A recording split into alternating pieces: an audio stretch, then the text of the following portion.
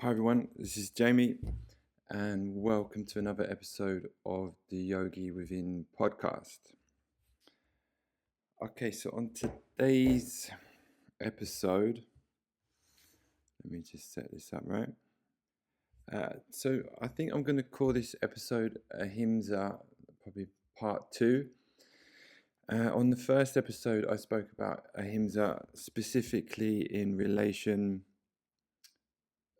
to vegetarianism and not eating meat and the specifics around that. And in this episode, I'm going to talk about the ahimsa in relation to violence or harming, potentially speech, and violent acts, or how we might interpret that from yogic traditions. And really, I'm going to talk about how I think that this is misinterpreted somewhat in yoga in modern age, and this concept around just being nice in general, and that maybe just being nice and not upsetting people in some way is more yogic or virtuous.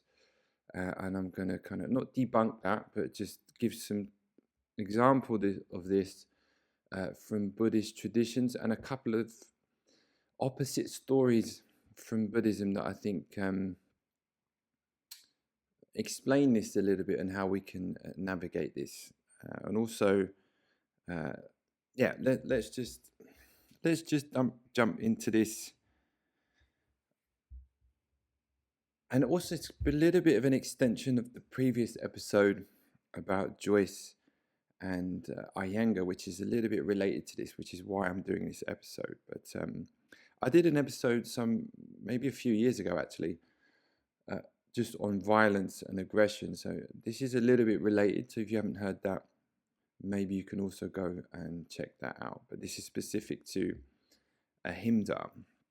So let's look at the word. So the Sanskrit word himsa. So really, you could interpret this is to injure someone, or to potentially harm someone physically. And ahimsa is not to do that. Yeah. So again, this is specific to causing physical harm, but really in Buddhist and yogic traditions, this is expanded into not causing not causing someone in some way to feel some sort of sense of harm. And we could think about this in Buddhism in terms of the way we speak to people, or even our thoughts, the way we think about things, and the way we navigate our lives, and the way we think about people, and the way we potentially talk about people, gossip about people. There's lots of interpretations of this word that gets extended beyond just causing someone physical harm, or potentially being violent to someone. But let me just check my notes on this.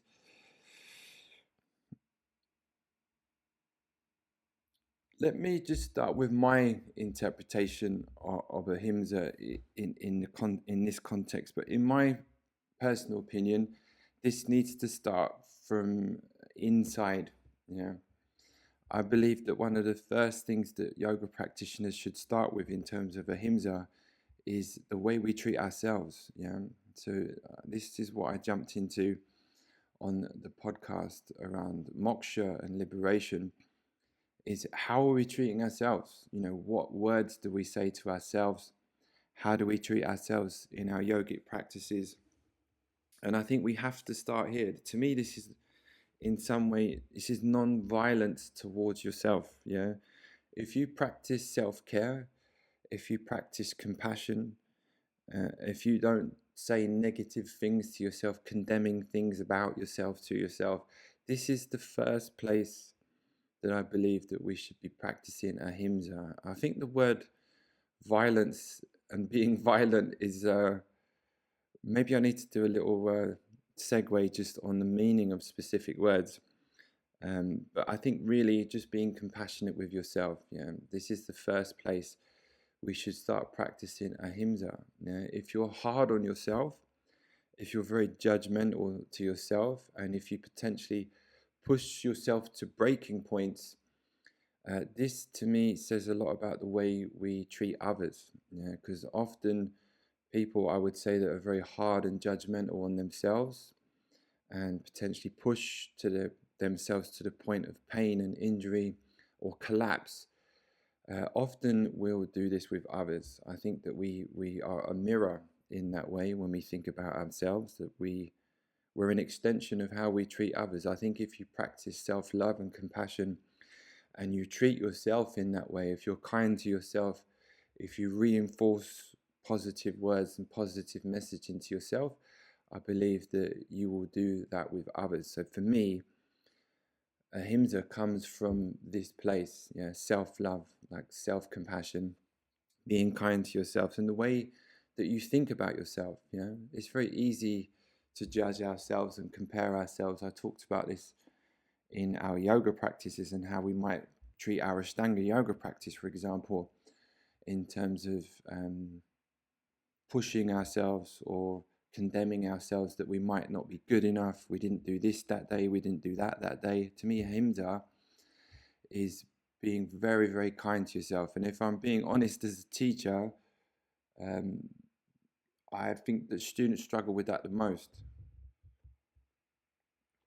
They always feel like they should be doing more, they didn't do enough. And this hard critic comes out. And, you know, no one else is doing that. Yeah, I talked about this on the Liberation Moksha episode, but this is Ahimsa, yeah? This is being kind to yourself. Just think, yeah? The hard words you say to yourself probably are harder than anything or anyone else has ever said to you. That's been my experience of meeting people, is that people are far more critical of themselves actually than they can be of others. So inner non-violence, yeah, tolerance towards yourself, compassion, loving kindness towards yourself, having empathy for yourself, and also respect. Yeah, when you talk down to yourself and your inner critic, it's really being very disrespectful to who you are as a person. And I think that really this needs to start here. Yeah? It needs to start in this way. You could say that an extreme version of that would be someone that self-harms or someone that sabotages their life in some way. You could say that this could be someone who has a very negative addiction to drugs. This is self-destructive in nature.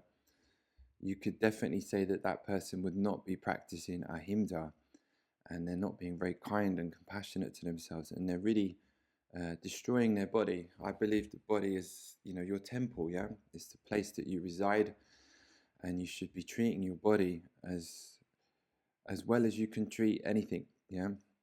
I see people in the West are very loving to animals, yeah? Cats, dogs, they treat them with so much love and dignity and respect. And sometimes you can meet people who do that with their pets, but not to themselves potentially, yeah? So we have to start with ourselves. You have to start having this compassion to ourselves where we're not harming ourselves, yeah? Let's clarify a couple of words actually, because I think in the modern age some words get misconstrued.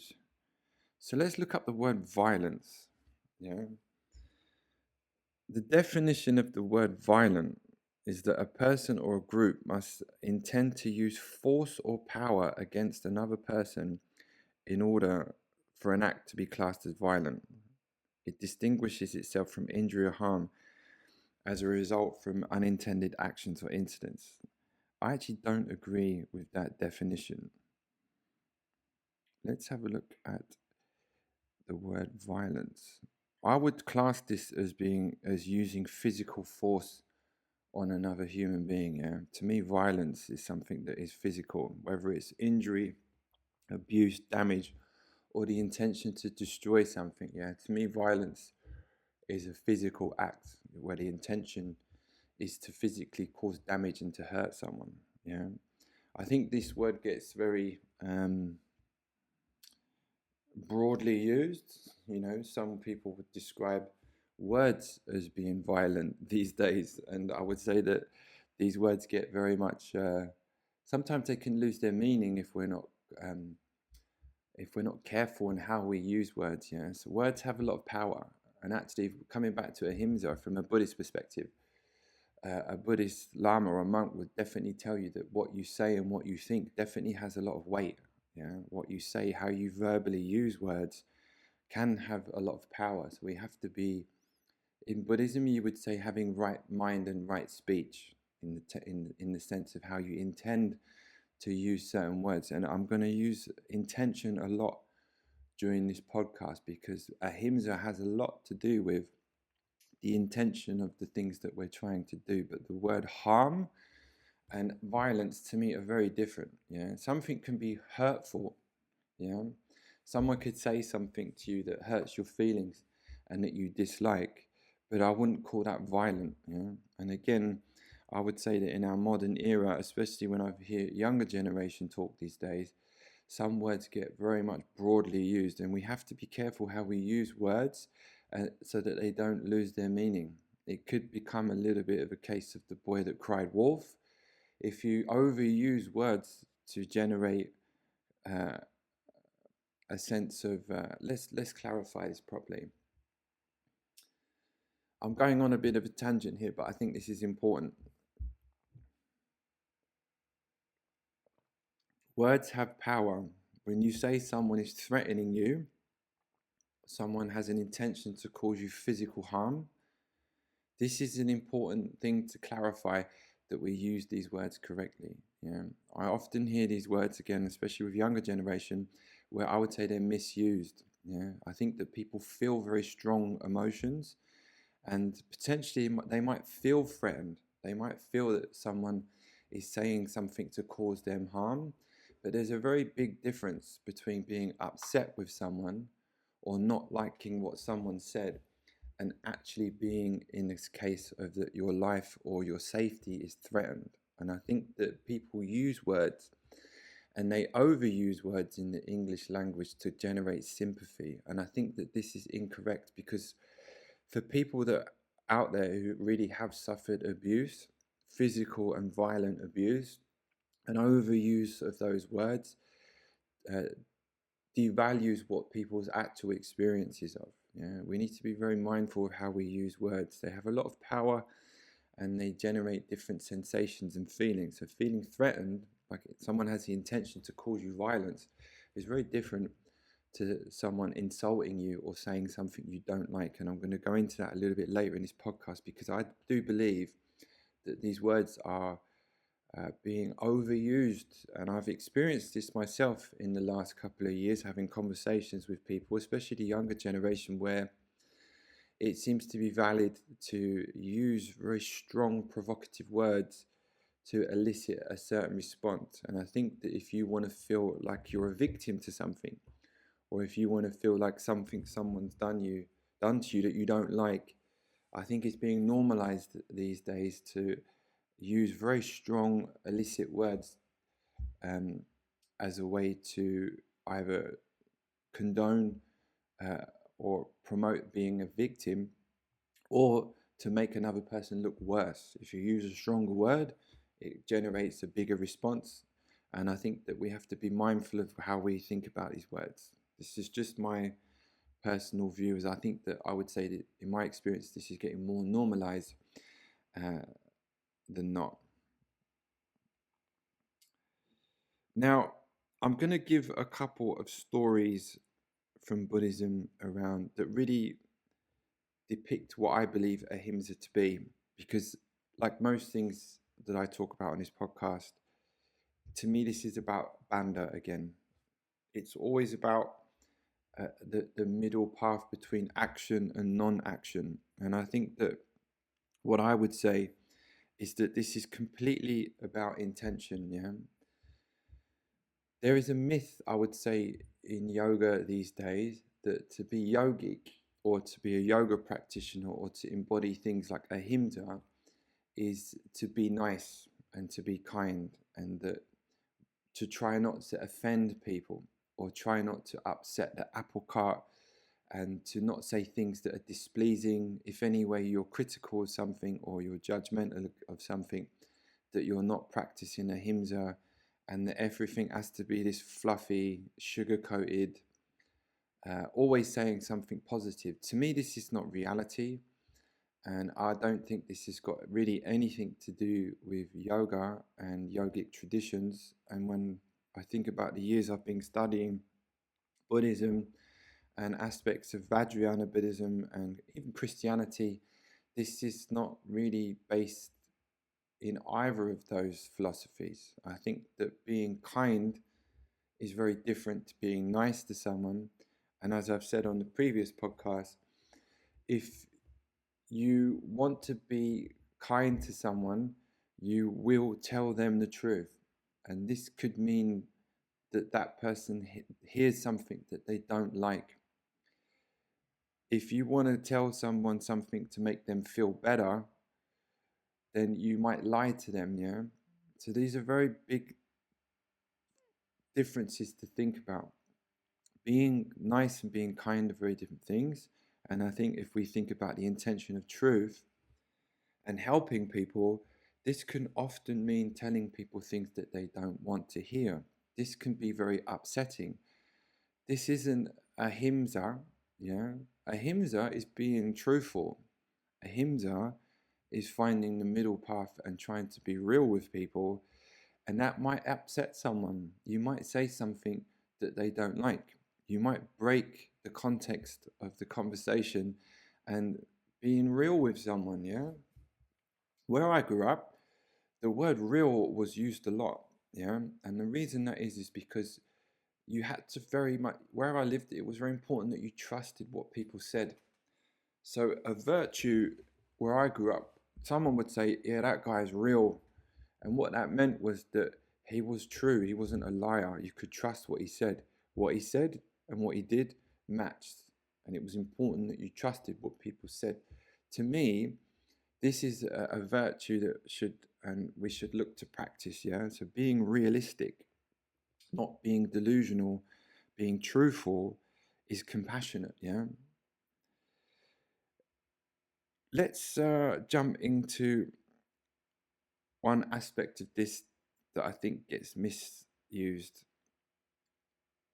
There's a great sutra in Buddhism. It says, in protecting oneself, one protects others. In protecting others, one protects oneself. Now, it's just again context, yeah? Non-violence, ahimsa, doesn't mean sitting back and watching bad things happen. Ahimsa doesn't mean that you allow someone that you care about to be hurt and you do nothing. Ahimsa doesn't mean non-action, yeah? There's a bandha, it's a middle ground between action and non-action. As I talked about in the previous episode, if Mr. Iyengar is slapping a woman across her head to belittle her and to feel superior, ahimsa is not watching that happen and doing nothing, yeah? Patabi Joyce, on a daily basis, probably groping female students for his own sexual gratification. As a man or as another practitioner, watching that happen and doing nothing is not ahimsa, yeah? Being sugary sweet and allowing abhorrent things to happen to people is not ahimsa. And I think that this gets misconstrued, that by saying nothing and doing nothing and putting a smiley face on and pretending everything's all right, that in some way this is being more yogic because you're not calling out bad things or you're not speaking negatively about things. This is what I see a lot in modern yoga. There's this pretense that you have to talk about things always positively and that everything has to be fluffy and we can't say anything negative about anyone, that in some way this is yoga. This has got nothing to do with yoga. I don't really understand where this correlation came from. There's a big difference between slandering someone and just, going on negative rants or just, general extension of hatred and bitterness and insecurities. And I've definitely witnessed this on some podcasts and the way some people talk about things. They're obviously full of a lot of anger and they want to express that anger, and you can feel it. It's an energy thing, yeah. When people talk, There's something that is bottled up, and maybe that's for the right reason. Maybe they've suffered something for a long time, and the negative side of that being stored away for too long is that to come out in a very aggressive and hateful way. But I think it's about intention. Calling out Patabi Joyce or Iyengar for abhorrent behavior from a place of compassion and kindness is ahimsa. Yeah? If you see someone being hurt and mistreated and you do something about that, you step in, you do something, this is ahimsa. Yeah? This is compassion and love. The intention is compassion and love, is to protect someone. In protecting oneself, one protects others. In protecting others, one protects oneself. You could say that in certain parts of the East, this could be a placard that's placed in people's kitchens and homes, because this is an important message to have in your household, that you protect the people that you love. Some things are worth protecting. The people that you care about, the people in your family. This is an expression of compassion. Non-violence doesn't preclude the defense of anyone. It calls for the defense of people grounded in wisdom and non-aggression. It's very different to protect someone from a place of compassion and love. It's very different to someone just aggressively hurting someone out of hatred. These things need to be clearly defined. And you need to know when to yield and when to act. This is it's a paradox in some way, but I don't believe in pacifism, for example. Yeah, let's just talk about pacifism. I'm going to give some stories from Buddhism that will tie this together later, because I think pacifism gets a little bit brought into yoga and yogic traditions, but I believe this is very different. I think pacifism's been around probably the last 100 years or so. I believe it was from Emile Arnaud. There's like you could think of this in people that were protesting against wars. There's nothing wrong with that. I completely agree with that. We should avoid those types of behavior and aggression at all costs. But I don't believe that pacifism is the same as ahimsa, for example. I think it comes from the same root, but I don't believe in non-violence in all forms. I think that let's define this clearly. To protect things and to protect the people that you love and care about, this could mean doing something violent. This could mean doing something that could cause physical harm to another person. Yeah, this is nuanced, and we have to think about this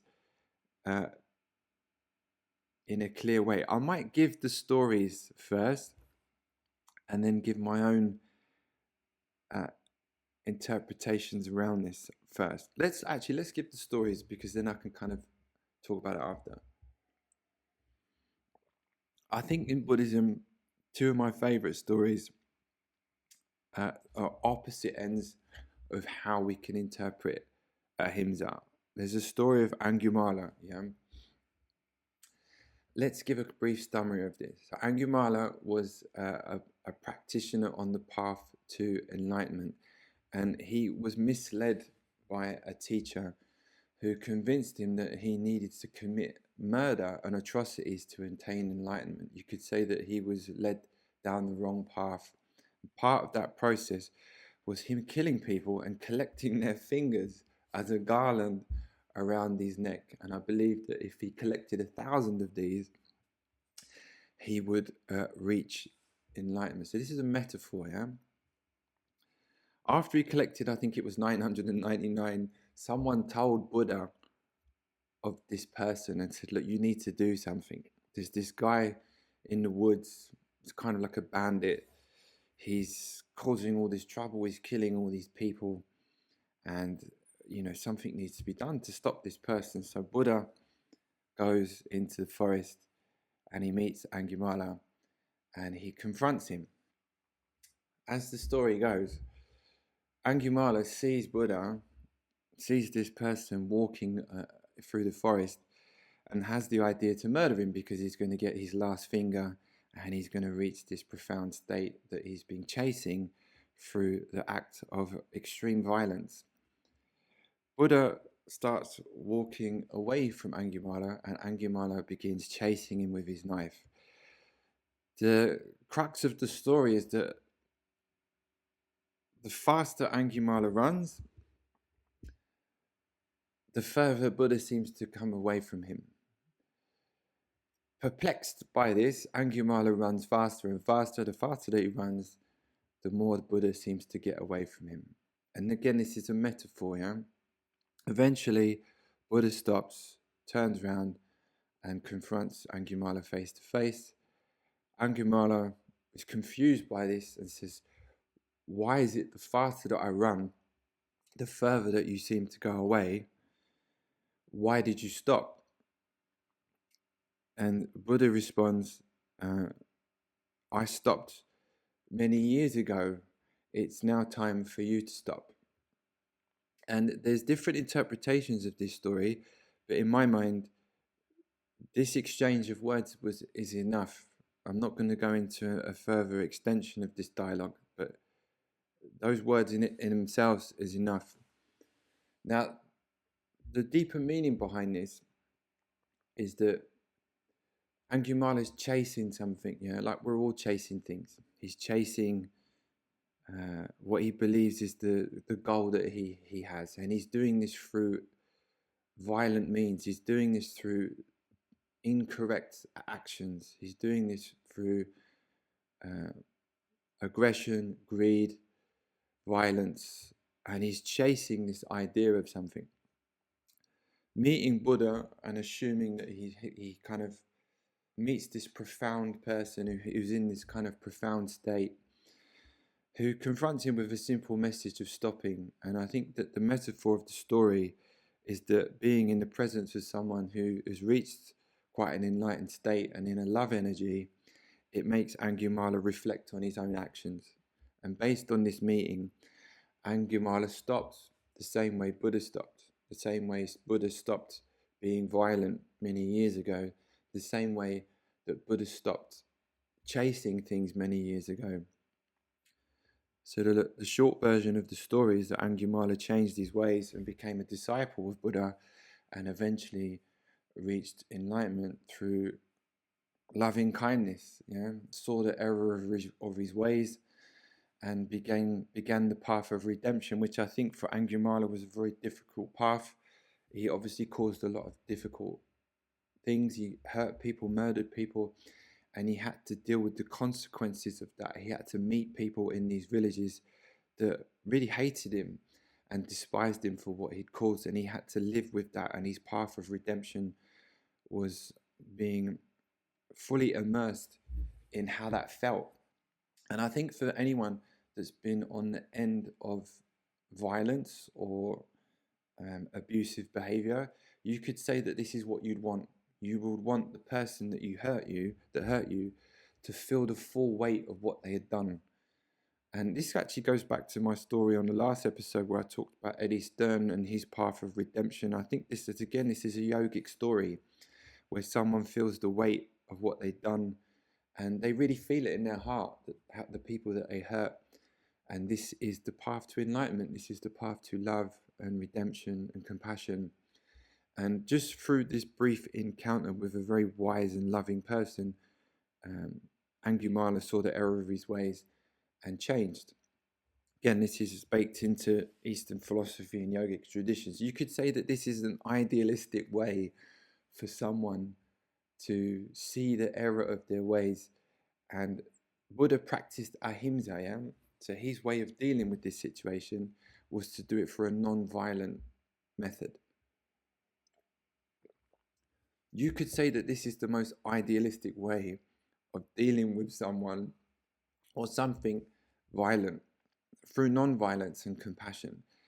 Unfortunately, this isn't necessarily reality in some ways, and I would say that this is a very beautiful story, but it's also one that we might not encounter very often. Potentially Eddie Stern, as I described in the previous episode, might have found loving kindness through this similar method, through a non-violent means, yeah, where people see the error of their ways and change. But another story from Buddhism is the Bodhisattva captain. This is the compassionate killing as skillful means. This story is a little bit controversial, you could say, in Buddhism, because it's quite extreme and it's the opposite end of the story of Angulimala. Buddha recounts this story where in a previous life he was a captain of a cargo ship. And I'm going to try and recount this one from memory, but he was taking aboard around 500 passengers who were all bodhisattvas, so they were all practitioners who took vows of Buddhism, and he was taking them on a journey across the sea. Unfortunately, aboard was a very violent man who was also a murderer and an assassin. The story goes that during a dream, the captain, so Buddha in a previous life, became aware that this person was going to kill someone on the ship and potentially kill many people. So during one night, the captain of the ship didn't sleep, and he kind of thought over this for many hours. You know, what's the best thing to do? How am I going to handle this situation? He felt responsible for the people on the ship. How does he deal with this situation? And he felt that he had three options. The first option was to allow the killer to do what he wanted. This would obviously cause a lot of negative karma. The second option was to tell the other members of the cargo ship what this person was about to do. They were going to probably kill this person themselves, and they would have this negative karma amongst the group. Or three was the captain to actually kill this person themselves, and that person, the captain, to take on this negative karma and not allow the other people to live with that. Now, the story goes that the captain actually killed the assassin, and he took that responsibility on himself. The moral of this story, in its extreme metaphor, is that his actions didn't come from hatred or delusion. His actions came from trying to protect others and to protect other people that were also on this yogic journey and yogic path. In Buddhism, this was seen as almost neutralizing karmic energy because of his intention. And I think that we can argue whether this was the right or the wrong thing to do, but ultimately, what Buddhism tries to convey is the middle path between action and non-action. And I think that these stories are polar opposites in a way. You have someone dealing with something in the most non-violent, compassionate, kind way, just through words.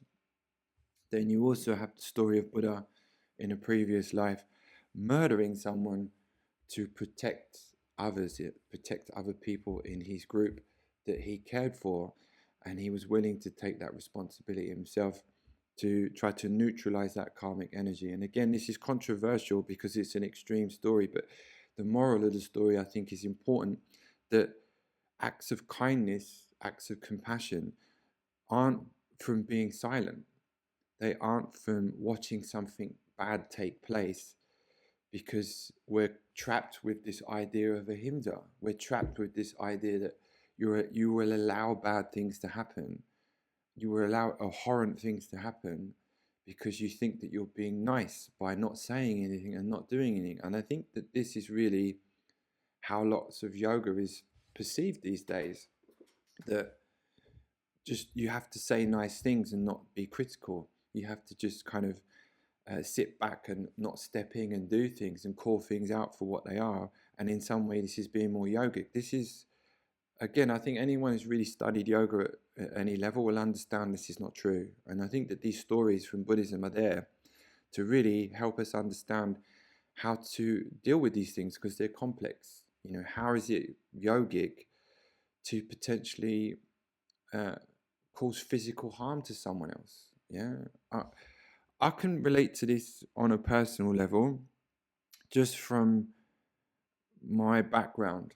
You know, when you're trained in fighting sports and fighting arts, the most calm, kind people I've met outside of yoga in my other background were also some of the toughest, hardest people I've ever met in my life. And most men I've met that know how to fight very well are very kind, calm, and very protective of other people. And they tend to use their skill sets at the absolute last resort. Yeah, I mean, really, most people I know who know how to fight do not like fighting. Yeah, they don't like to fight in the street. They'll avoid it, but more or less at all costs. Yeah, they will tend to walk away from things, run away from things, and just navigate life where they try to avoid conflict and escalation. And this is something I do myself. Yeah, I completely am very aware of which situations will escalate confrontation and which situations won't. And I will definitely avoid and walk away from spaces that will escalate confrontation and violence because I'm very aware of where those things go. A great example someone gave me many years ago was, if you don't like confrontation and violence, don't go to bars late at night drinking. And this is something I practice. Yeah, so I practice not putting myself in situations which will escalate to confrontation and violence. Yeah, these are choices that you can make, and I think that it's usually people that are very confident, secure, and in my experience, who know how to handle themselves and protect other people, that tend to steer away from these things, and they're very good at de-escalating violence. Some of the weakest, insecure people I've met are the ones that tend to escalate confrontation and violence. Yeah, it's kind of strange that people who don't know how to fight and aren't in control of their mind and aren't very aware of how things could escalate to violence tend to be the ones that escalate the most. And I think it's just really some kind of delusional pattern that people aren't mindful of how things can escalate, or they've never really been in a situation where they've had to deal with the escalation of violence and what that actually means. Where I grew up,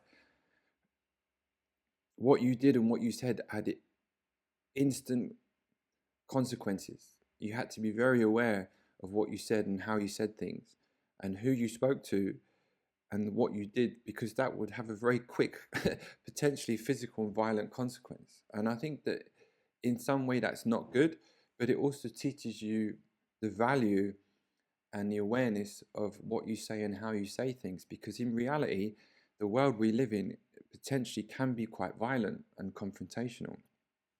As I've said before, most other species deal with this on a day-to-day basis, but in our human world, we're very much protected from violence and confrontation because we have a framework of security. And generally, if you are in a situation where you feel threatened, you can phone someone or you can get help and support, which is also why I don't believe in pacifism. Pacifism to me is delusional in some way. Someone has to protect people's rights and safety.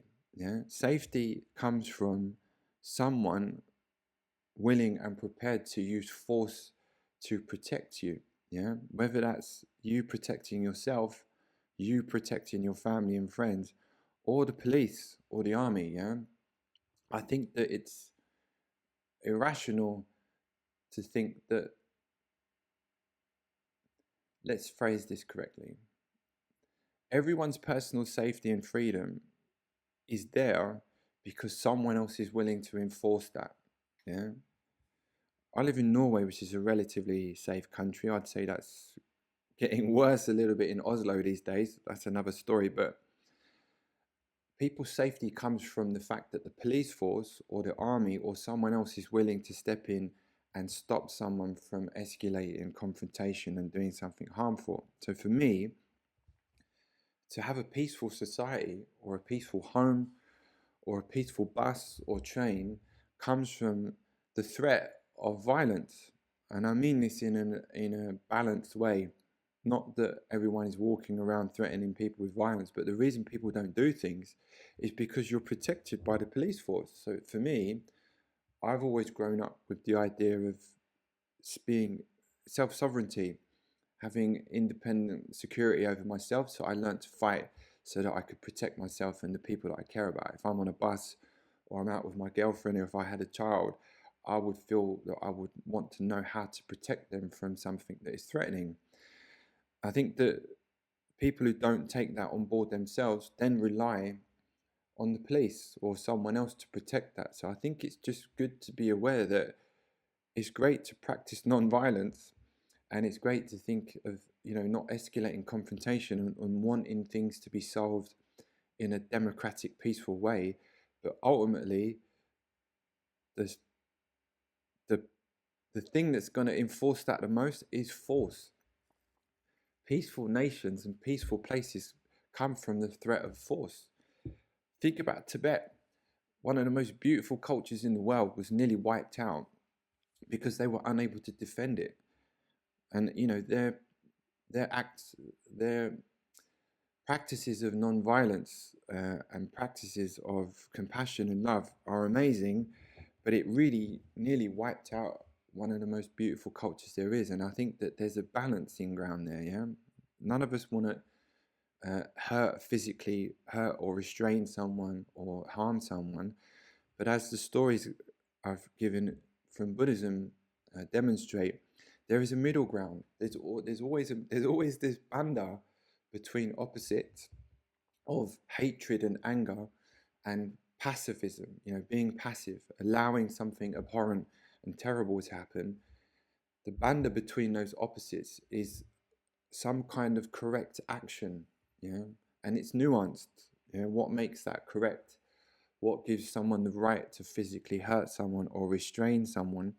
I would say it comes back to the intention. Physically hurting someone or restraining someone out of aggression, hatred, fear, which is often what you see with most violent acts, they usually come from that place. Most violent acts come from some kind of fear or insecurity, hatred, jealousy. This is incorrect. This is not ahimsa.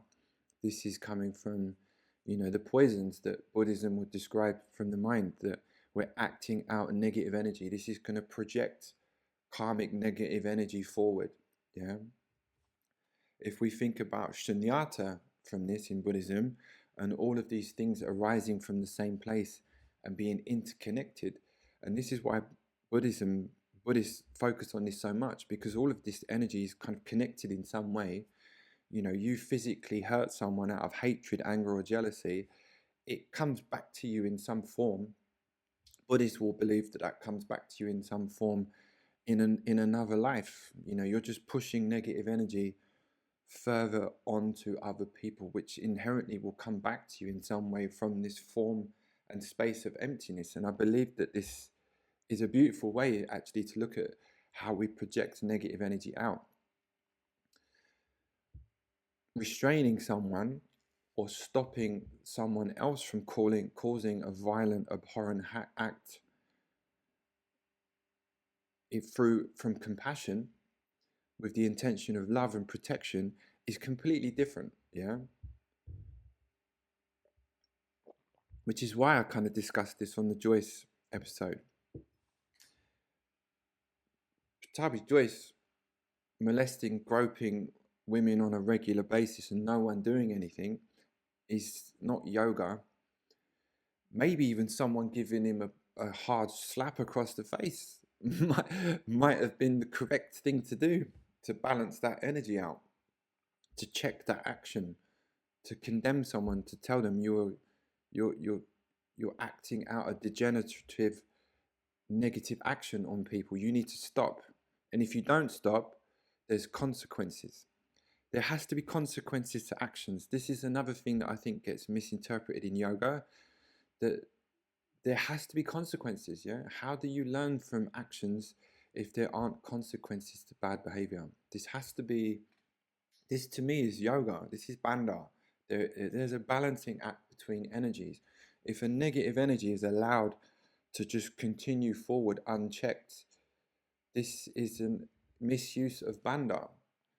You're trying to oppose negative energy, and that can come from being loving and compassionate and kind, but it can also come from action. Yeah, it can come from restraining someone, it can come from stopping someone, whether that's through force or through words. It can come from an action of trying to de-escalate something from the point of strength and control. I think that this, to me, is Bandha. This is compassionate in some way. We have to look at this in a balanced and nuanced perspective. Yeah.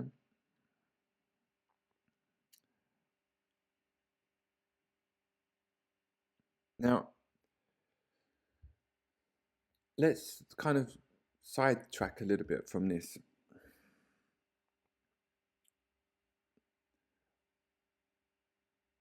When I talked about being in control, and that a misuse of action would be someone acting from a place of insecurity, fear, and anger.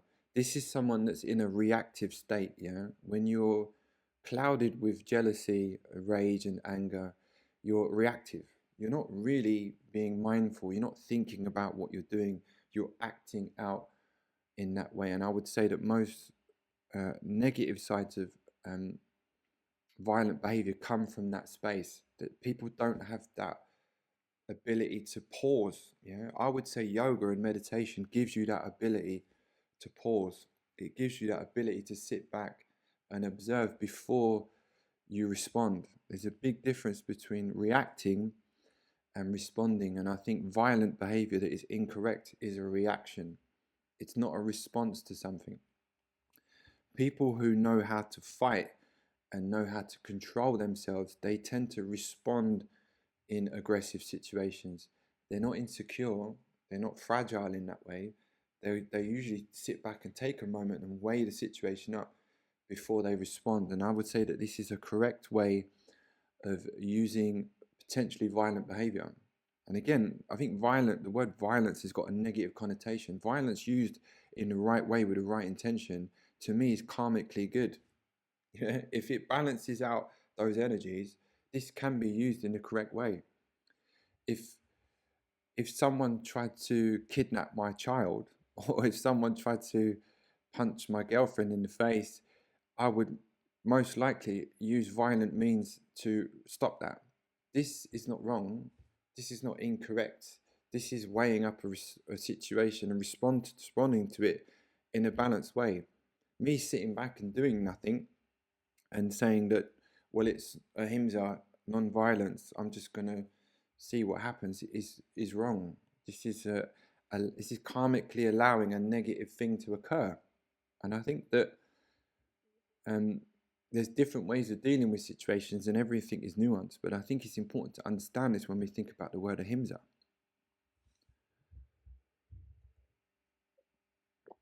One other thing I'll say on this is, and I spoke about this at the beginning, is our reaction to words. Yeah, I think that we have to be very aware of our response to certain words. Like I said, lately I've definitely heard people use the word violent, threatening, harmful, hurtful, just because someone says something they don't like. And I think that this is the world we live in a little bit these days, that there is an oversensitivity to words. And I think that we have to put things into context and think about how we respond and react to things. Yeah. What I definitely see from the younger generation is an oversensitivity to language. What I learned from yoga, which has been one of the most beneficial tools I've ever learned from these practices, is to not be so attached to identities and the things that we do. People are always going to say things you don't like.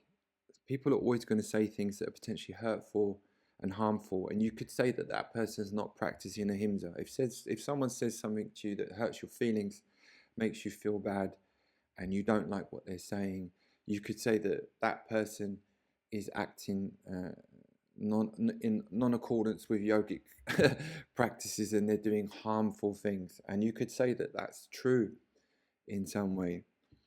I've always flipped that. What Buddhism has always taught me is to take responsibility for my own self and my reaction to things. What I see in the younger generation, for example, is an inability to take accountability for your own sensitivity or your own reaction to things. Yeah, if you spend your whole life trying to control what people say and what people think about you and how they might perceive you, this is exhausting. Yeah, this is an exhausting way to live, where you are so concerned with what people think and say about you, and you're so attached to a certain identity that if someone says something about that you don't like, you feel anger, you feel negative emotions, and then you want to control what that person says. To me, this is not yoga.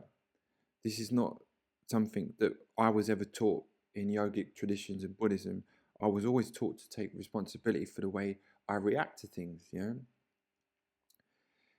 this is a superpower, I would say. And if there's any younger practitioners listening to this, I would say that this is an important thing to practice. Yeah, you can't control what people think of you and what people perceive you to be, or what people say about you.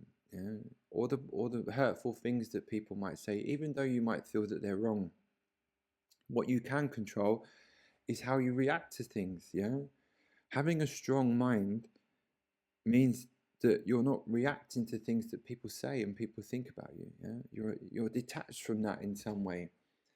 If I'm so attached to the things that I do, everything someone says about those things is going to be hurtful. Yeah, I've talked about this a lot on this podcast around attachment to the things that we are and what we do. I could be so attached to my identity as a man from London and an Ashtanga practitioner, or all the things that I do. I could be so attached to those things, and if anyone says something about that I don't like, I can respond aggressively and angrily, and I can feel empowered to do that. And I might feel that I'm right. You shouldn't do that. You should stop saying that. You shouldn't be allowed to do that. This to me is not yoga, and this is not what I've learned from Buddhism. I would say that having a strong mind is not reacting to those things and not being so attached to those things. What I see a lot with the younger generation is being highly attached to the things that they do and their identity to things. And I think that the reason this is talked about so much in Buddhism is because Buddha saw this as a direct path to suffering. Yeah, having such a strong attachment to who we are and the things that we do really only leads to some kind of form of suffering, and really an exhausting mindset of trying to control what people think and say. And I think this is happening a lot these days. And I'm saying this because there's so much wisdom in these texts and these practices that teach us this ability to be more detached from these things. And more detached we are from those things, the less important it is what people think and what they say. And I think that people are happier when they're less attached to these things and they're not so concerned with what people think and what they say. And then they won't see these words as violent, abusive, and threatening, and all the other things that I hear people say these days when their identity is attacked. I think that a lot can be learned from Ahimsa in general, but really around attachment. And I think that this is why it's such an important part of Buddhist traditions, is practicing that. And I think I've talked about attachment enough on this podcast. Maybe I should do one in particular on this, because a lot of students ask me about this because they get confused between not caring and being detached. These are very different things. You can love something and care about it, but you can also not be so attached to what people think or the outcome of something. This is something you have to practice. And again, it's Bandha. It's this middle path between caring and not being so attached to something. And we have to kind of find our way of balancing those things out. I think I might have said enough on this in particular. I think those two stories really balance those things out. But really, I think what I might finish on is it's mostly about intention. I think we can get very caught up on the specific action that someone says or does, but largely ahimsa comes down to intention. Stopping something bad happening with the right intention is a good thing. Telling someone an uncomfortable truth with the right intention is a good thing. This is ahimsa. Yeah, it leads to something positive. The truth, in my mind, is always right. Seeking out truth in any situation is the correct thing to do, and that might mean that people have to learn a hard lesson. They might have to hear something they don't like. They might think that is threatening in some way. Yeah, if your ego is being attacked, if your identity to something feels that you're under attack, you can see things as violent and threatening. You can see something like that as an attack, but it's really the truth. Eddie's story is a good example of this from the previous podcast.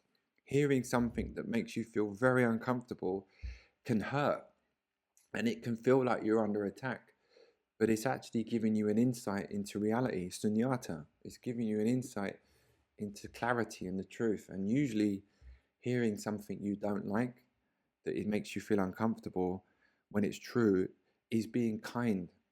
Yeah, it's totally being kind. This is a kind thing to do is to tell someone the truth. Yeah, being unkind is to lie to someone. This is kind of often said in sports, actually, where maybe you get a high profile athlete, has a lot of yes men around them because they're all getting money off being associated to someone, and they don't tell them things that will help them, and they don't tell them the truth because they're attached to money, and they're attached to things, that the benefits they get from being around that person. And usually that sports person career goes down the toilet, because what they really needed to get better is for people to tell them uncomfortable truths. They need to tell them the things that they don't want to hear. A best friend, often we'll say this, your best friend will tell you the truth. Your best mate, the person closest to you, I hope my girlfriend will always be real with me, raw.